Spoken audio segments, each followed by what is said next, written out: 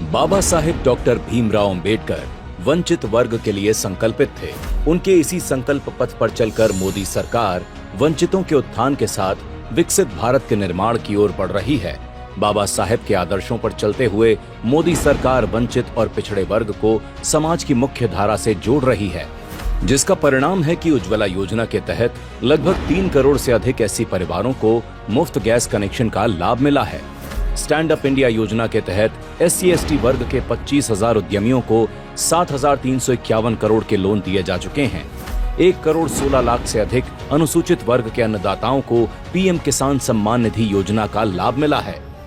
मोदी सरकार वंचित वर्ग के विकास के लिए प्रतिबद्ध है, जिसका परिणाम है कि SC/ST वर्ग के आरक्षण को 10 वर्षों के लिए बढ़ाया गया। राष्ट्रीय पिछड़ा वर्ग आयोग यानी NCBC को मोदी सरकार में संवैधानिक दर्जा मिला और आर्थिक रूप से कमजोर वर्ग यानी EWS के लिए आरक्षण की शुरुआत हुई। साथ ही SC वर्ग के बच्चों की अच्छी शिक्षा के लिए श्रेयस योजना के तहत 97,928 छात्रों को 2,708.64 करोड़ रुपए की सहायता दी गई है और डॉक्टर अंबेडकर पोस्ट मैट्रिक छात्रवृत्ति योजना से दलित छात्रों को उच्च शिक्षा प्रदान की जा रही है।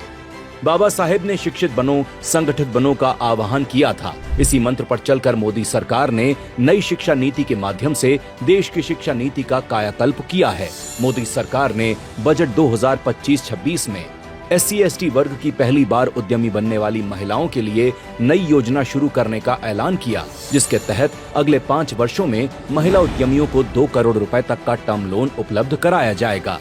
PM आदर्श ग्राम योजना से अनुसूचित जाति बहुल गांवों का समग्र विकास हो रहा है। अंबेडकर सामाजिक नवोदय योजना से SC वर्ग के युवाओं को स्टार्टअप शुरू करने के लिए आर्थिक मदद मिल रही है। अनुसूचित जाति उप योजना से सभी विभागों में सामाजिक और आर्थिक समानता स्थापित हो रही है।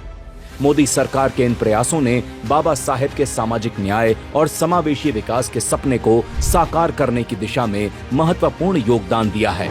इससे SC/ST समुदायों को मुख्य धारा में शामिल होने के साथ विकसित भारत के संकल्प में अहम भूमिका निभा रहे हैं।